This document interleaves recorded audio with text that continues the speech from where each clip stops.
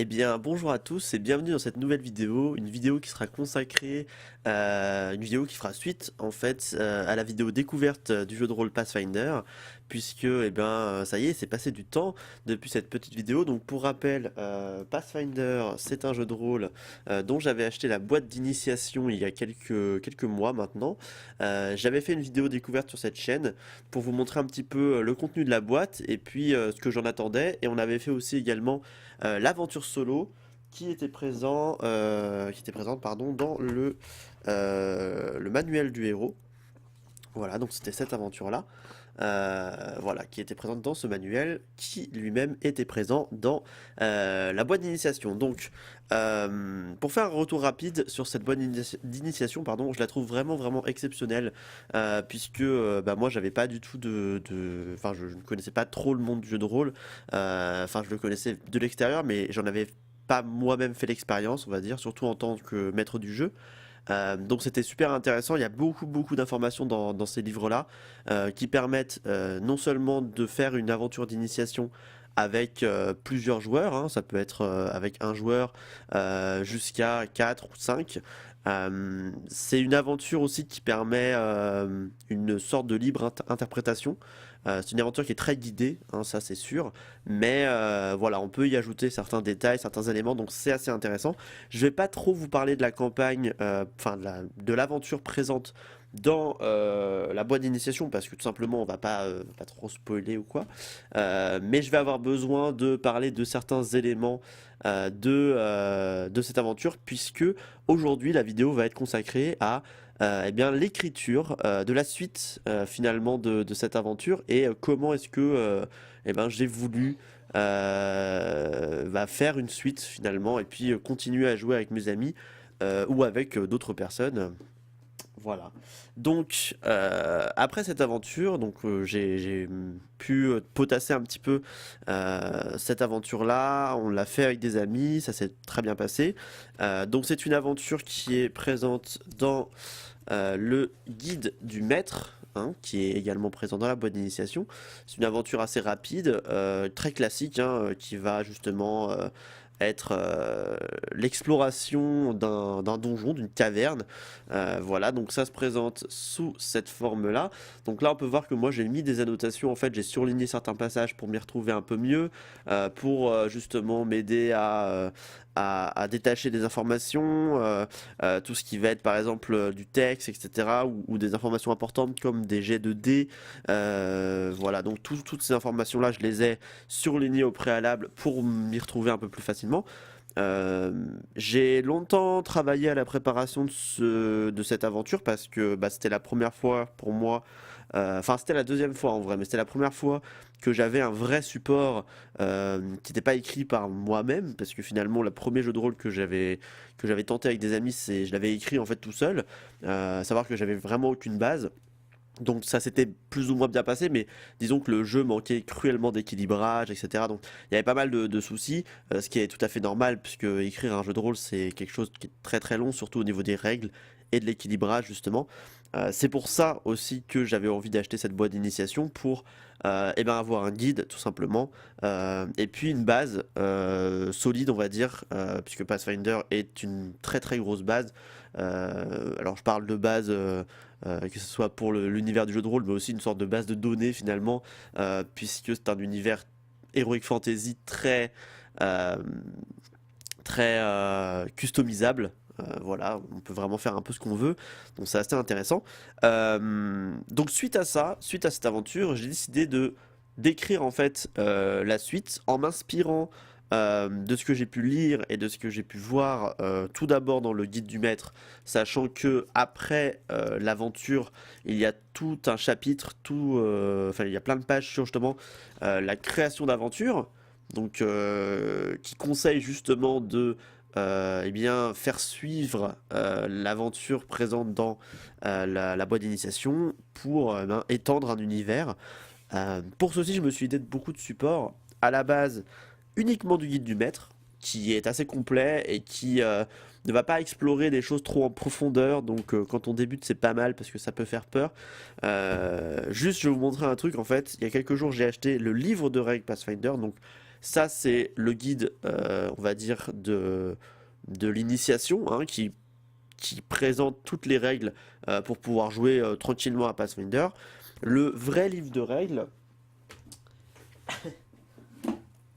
voilà, c'est ça. Donc ça, c'est le livre de règles Pathfinder. Et c'est le manuel des joueurs, donc comme ça qu'on l'appelle. C'est un gros bébé qui présente du coup eh bien, toutes les règles pour pouvoir jouer, créer un personnage, créer une aventure, créer des donjons, etc. Donc c'est vraiment la Bible, hein, tout simplement, hein, qui contient absolument tout. Donc je suis en train d'explorer en ce moment, donc je ne vais pas spécialement vous en parler aujourd'hui parce que c'est pas forcément le sujet, surtout que je l'ai pas. Voilà, j'ai lu l'introduction et c'est pas un livre qu'il faut lire voilà, de A à Z. Il y a des chapitres, il y a des sections à lire. Là par exemple, moi, vous allez le voir aujourd'hui, en ce moment je suis dans la création d'un donjon, donc enfin, je m'attarde beaucoup sur justement comment créer un donjon finalement en fait, comment créer des salles cohérentes, comment créer une ambiance cohérente, est-ce que c'est un donjon peuplé, inhabité, etc. Plein de questions.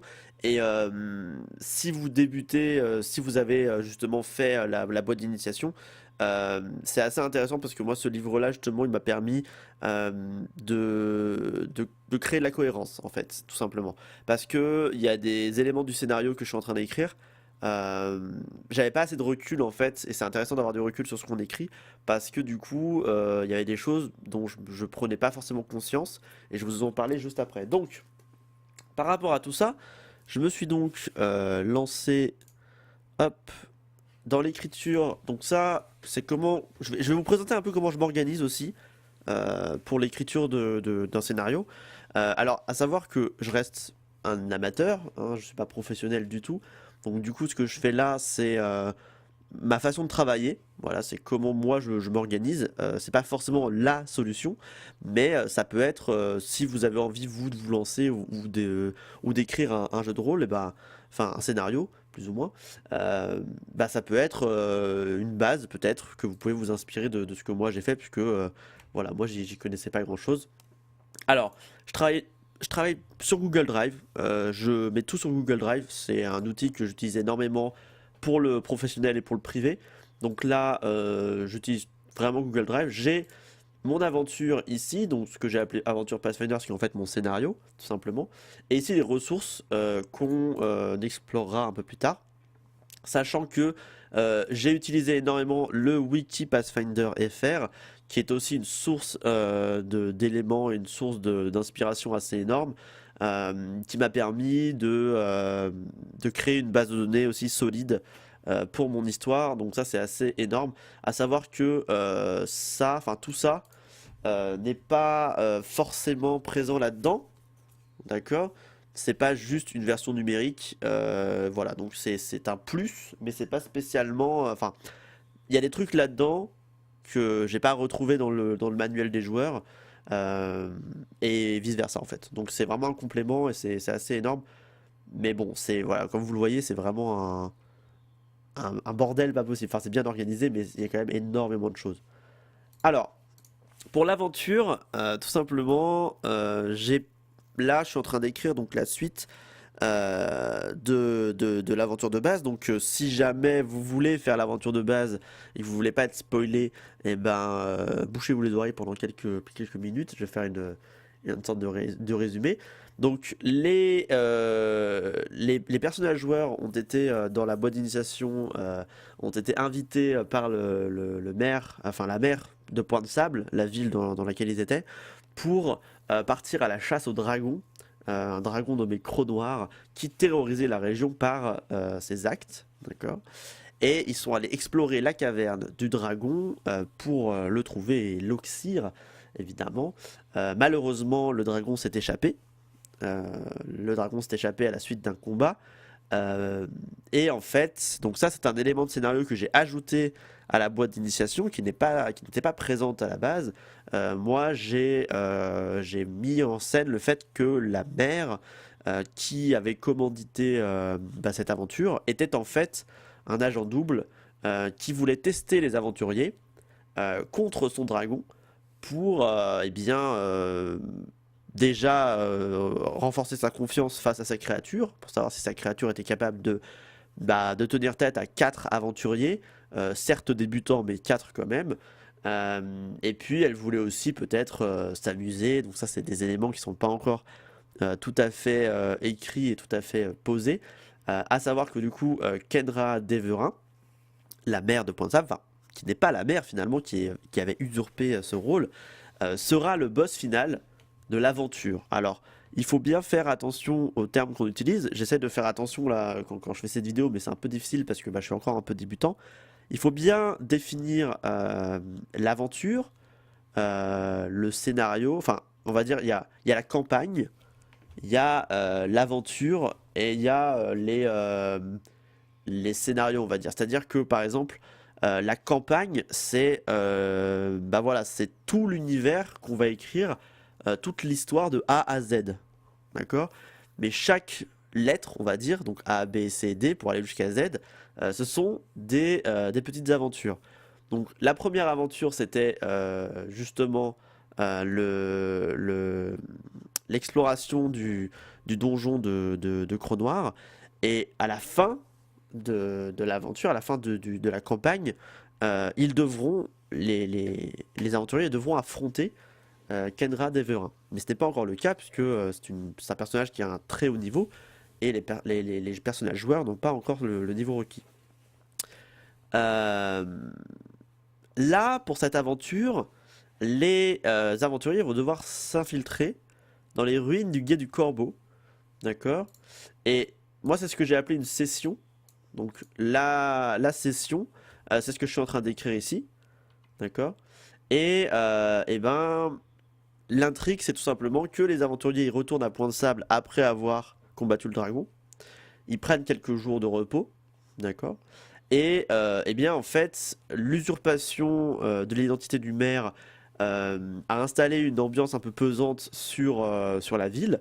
Et ben, en fait, les gens ont entendu dire que des aventuriers étaient allés dans la taverne enfin, pardon, la caverne de Cronoir et l'avaient chassé.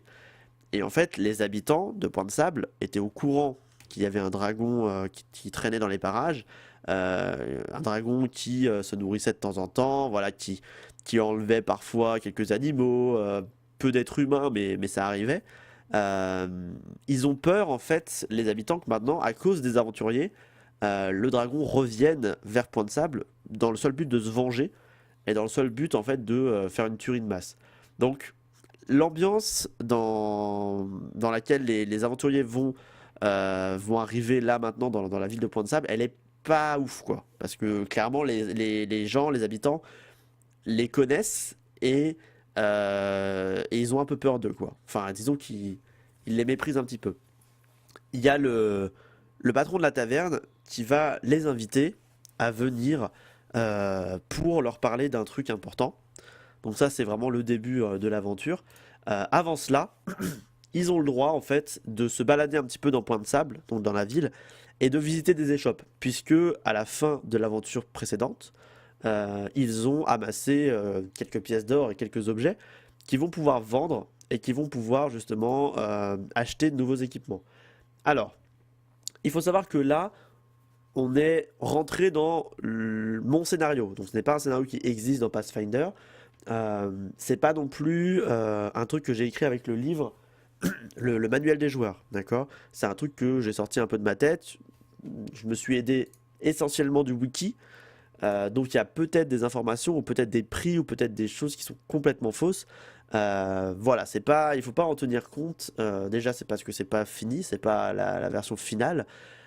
Mais aussi parce que bah j'ai envie de faire mon aventure et pas forcément voilà, de respecter tout à la lettre. C'est aussi ça, je pense, qui est intéressant lorsqu'on écrit son propre scénario. On peut adapter les règles, on peut adapter les univers, on peut adapter les prix, voilà, on peut faire un peu ce qu'on veut et bien sûr, il faut pas non plus faire des trucs ultra cheatés ou quoi, mais voilà, j'ai essayé de respecter le mieux possible. Alors, ça a été vraiment le plus gros du travail. Ça m'a pris plusieurs jours, c'était vraiment long. Ce que j'ai fait, c'est qu'en fait, j'ai répertorié et j'ai écrit toutes les échoppes présentes dans Point de Sable. Donc en fait, j'ai pris toutes les échoppes qui existaient dans la ville, j'en ai créé de nouvelles, je leur ai fait un lore, je leur ai fait... à chaque fois, je leur ai créé des personnages non joueurs qui tiennent les échoppes ou qui tiennent les lieux dans lesquels les personnages vont pouvoir aller. Euh, tous ces personnages-là ont un lore, ont un background, vont pouvoir discuter avec les personnages selon ce qu'ils en pensent finalement d'eux et de ce qu'ils ont fait. Et ils vont pouvoir également négocier avec eux. Alors, par rapport à ça, c'est là où on va aller dans l'onglet ressources, qui est un onglet en fait où j'ai répertorié absolument tout.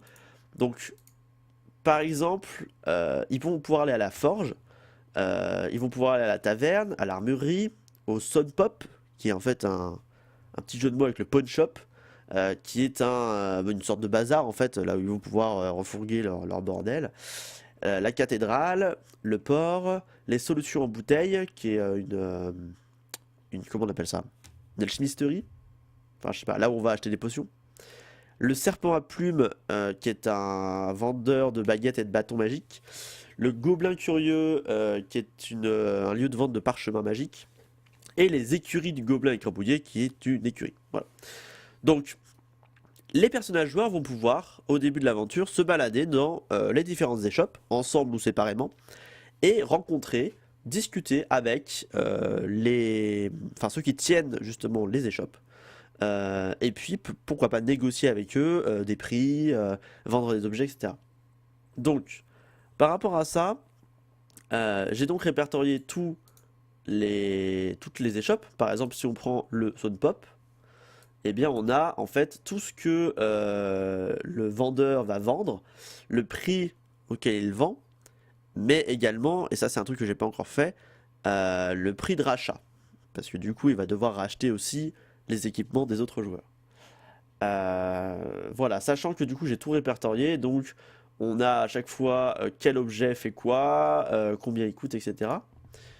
On peut aussi avoir par exemple, pour vous montrer, alors l'armurerie, donc ça va être toutes les armes qu'ils peuvent acheter, pareil, donc ils peuvent acheter ou qu'ils peuvent vendre, combien de dégâts elles font, combien de prix, enfin combien elles sont, les notes, donc est-ce que c'est des armes lourdes, légères, intermédiaires, quelles sont les portées des armes si c'est des armes de jet, etc. Donc tout ça. Et également, alors je vais vous montrer par exemple, je vais vous montrer un document, voilà. Ça c'est le genre de document que j'ai mis énormément de temps. Pareil pour celui des parchemins. Parce que j'ai dû chercher en fait les effets de tous les parchemins. Parce qu'il faut savoir que là, j'ai toujours pris ce livre en considération, le livre, le guide du maître, dans lequel il y a répertorié en fait, hop, je vais vous montrer, voilà, par exemple ici, hop, on a tous les parchemins qui sont répertoriés, vous voyez. Le problème de ça, c'est qu'en fait, il n'y a pas les effets. Et j'ai dû chercher, un par un, les effets de chaque parchemin pour les écrire tout simplement, donc savoir ce qu'ils faisaient, et ça donne ça. Donc là par exemple on a tous les parchemins qui sont répertoriés, donc ça fait pas mal de boulot, leur prix, leur niveau, par qui ils sont utilisables, parce que du coup il y a des parchemins qui sont utilisables que par certaines classes. Voilà, donc ça me permet déjà deux choses au niveau de l'organisation, de savoir quoi fait quoi. Donc ça c'est hyper intéressant parce que c'est des choses que je savais pas forcément, c'est-à-dire que lors de la première aventure des personnages ont récupéré des parchemins, mais je ne connaissais pas les effets. Donc déjà maintenant je le sais, parce que ça me permet d'avoir une base de données de tous les parchemins et de ce qu'ils font. Donc ça c'est hyper intéressant et hyper important. Et puis ça me permet de savoir aussi la valeur et est-ce qu'ils peuvent les utiliser. Parce qu'il il y a des niveaux, vous voyez, tout ça c'est par exemple les parchemins de niveau 1, tout ça c'est les parchemins de niveau 2, et là les parchemins de niveau 3. Donc ça veut dire que s'ils ont récupéré par exemple ce parchemin là, en fait ils pourront pas l'utiliser. Parce qu'ils n'ont pas le niveau. Et ça c'est le genre de truc que je ne savais pas. Donc voilà au niveau du... Alors je vais pas tout vous montrer parce que ce serait un peu long. Mais voilà au niveau des échoppes, le travail qui a été fourni. Donc ça c'est vraiment ce qui m'a pris le plus de temps. Mais c'était intéressant parce que ça permet aussi développer l'univers et de comprendre un petit peu aussi l'univers.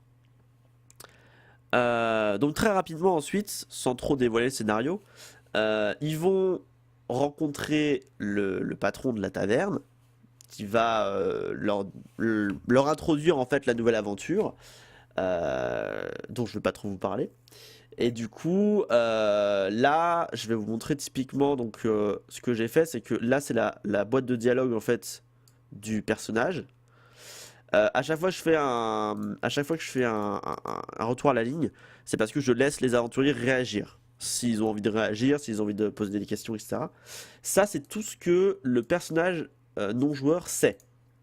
C'est-à-dire que si les joueurs demandent, enfin posent des questions par rapport à ce qu'il vient de dire, ça, c'est les réponses qu'il peut avoir. Donc, il va leur parler du guet du corbeau. Donc, si les joueurs veulent savoir ce que c'est que le guet du corbeau, si les joueurs veulent savoir ce que c'est que le prêtre, si les joueurs vont savoir ce qu'ils, enfin, s'ils demandent ce qu'ils ont à gagner finalement. Donc, ça, c'est des éléments aussi que j'ai mis parce que j'ai envie d'apporter un roleplay plus important. Que ce que j'ai fait dans la boîte d'initiation, ce qui est normal parce que moi j'avais jamais fait le maître du jeu, enfin juste une fois.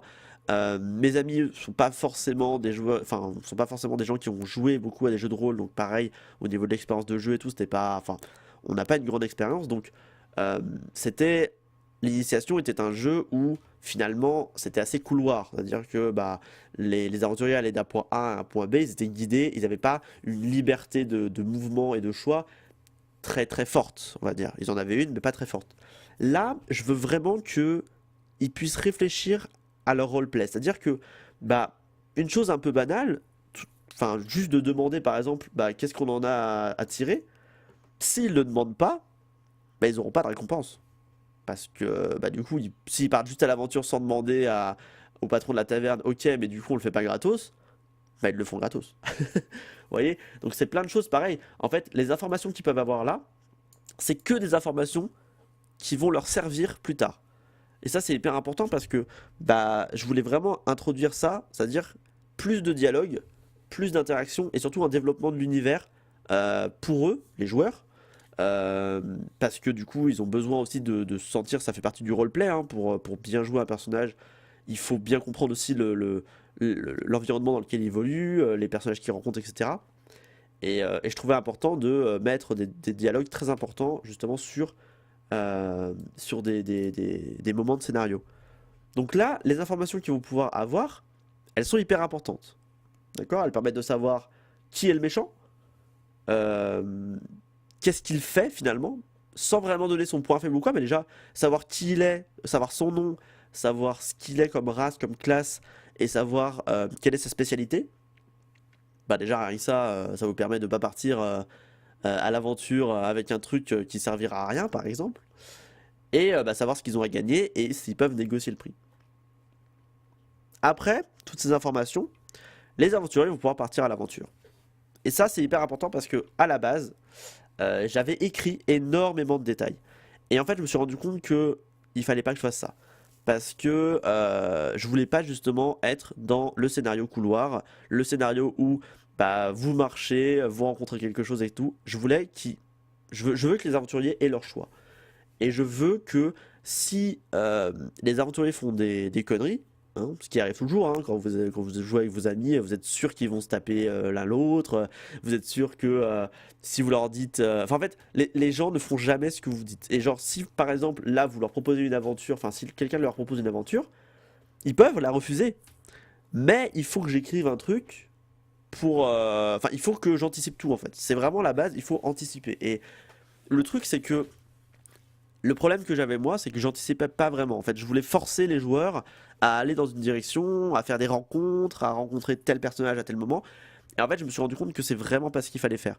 Et ça, c'est difficile en fait de le faire parce que c'est difficile de se dire bah c'est les joueurs qui contrôlent votre jeu.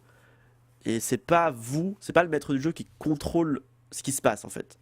Le maître du jeu est là pour plus ou moins guider et apporter des éléments de scénario. Mais il faut aussi, et ça c'est hyper important, que les joueurs puissent sentir bah, la conséquence de leurs actes. Par exemple, je sais très bien que lorsque ils seront en train de déambuler dans les échoppes, il y en a forcément un ou deux qui va vouloir faire une connerie. qui va vouloir attaquer un mec derrière le comptoir, qui va vouloir foutre le bordel dans la taverne ou quoi. C'est quasi sûr. Mais je sais du coup que si jamais ils le font, je les laisse faire. Et c'est pour ça aussi que j'ai bien précisé à la base que bah quand ils rentrent dans la ville, ils n'ont pas leurs armes sur eux. Parce que c'est une ville neutre, c'est une ville quoi. C'est-à-dire que bah, quand ils rentrent dans la ville, leurs armes leur sont confisquées. Elles leur sont rendues que lorsque ils ressortent de la ville. Et ça par exemple c'est un truc que j'avais pas écrit à la base. Et c'est un truc assez évident, mais qu'on pense pas forcément lorsqu'on écrit sans aide ou sans support. Et c'est grâce au wiki, et c'est grâce aussi au livre, le gros livre, le manuel du joueur, bah, que j'ai eu ces informations-là. Je me suis dit, bah oui, c'est vrai, mais en fait, c'est con, mais c'est logique, en fait, qu'on leur enlève leur arme. Et là où c'est hyper important, c'est que, bah, du coup, ça permet d'amener des éléments du lore, parce que c'est normal, et en même temps, ça permet de contrôler ce que vont faire vos joueurs.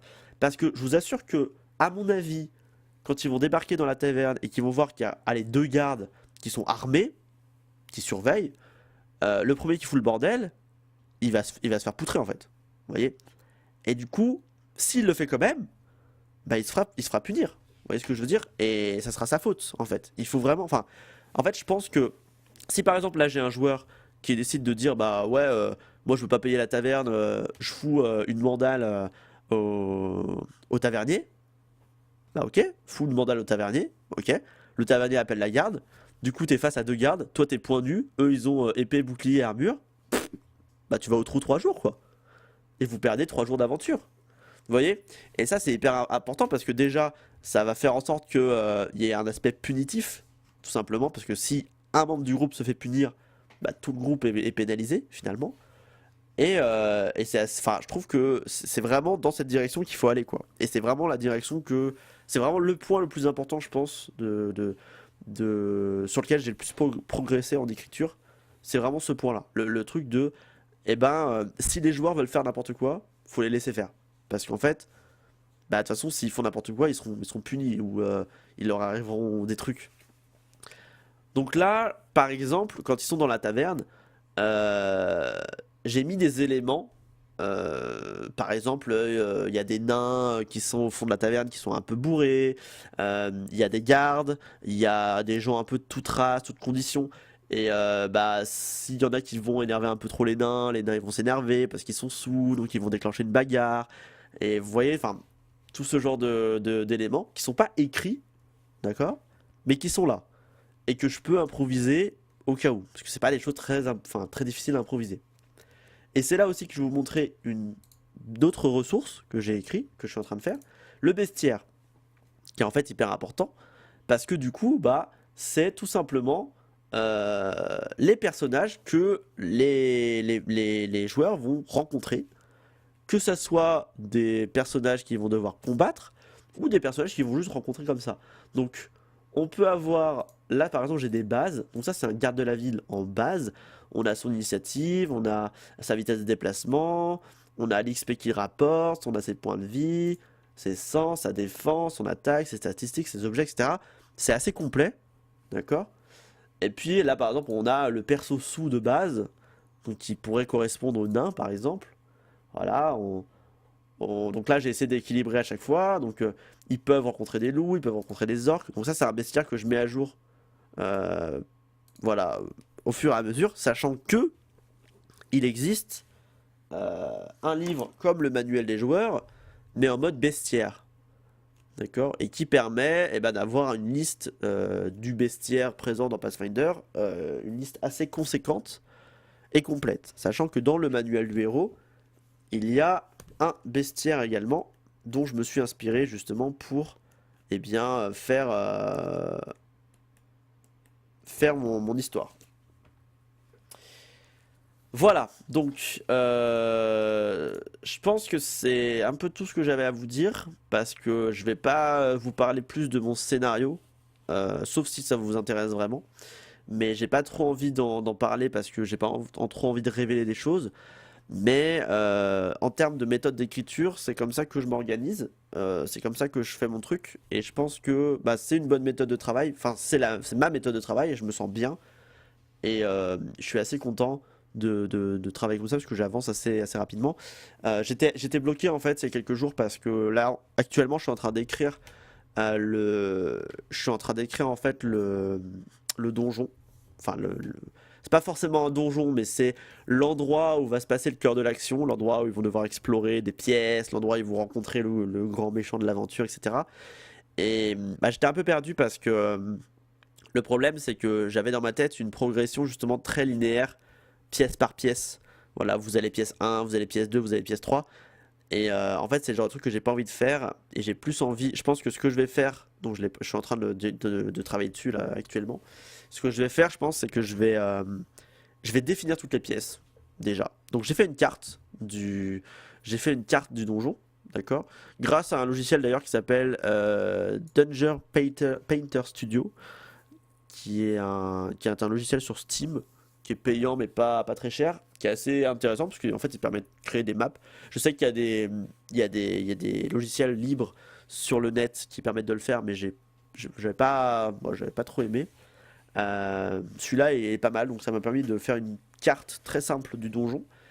Et je pense que je vais travailler pièce par pièce, c'est-à-dire que je vais, euh, je vais définir déjà à quoi ressemble la pièce, et puis ensuite les éléments importants.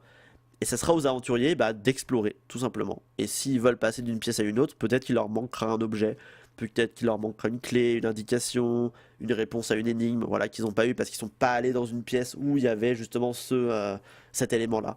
Donc c'est comme ça que je vais travailler, je pense, alors que j'ai beaucoup travaillé pour l'instant en linéaire, et c'est un truc que je m'efforce à plus faire.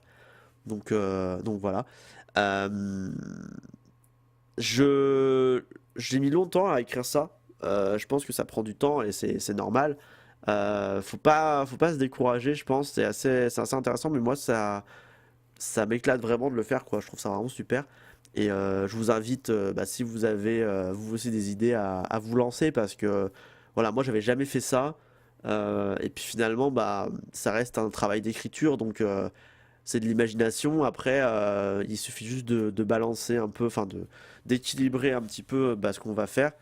Et voilà, donc je vous encourage à vous lancer. Et puis si vous avez des questions ou si vous avez même des conseils, n'hésitez pas à me le dire, n'hésitez pas à le partager en commentaire sous cette vidéo. Ça m'a fait très plaisir en tout cas de reprendre ces discussions avec vous. J'espère que ça vous plaira.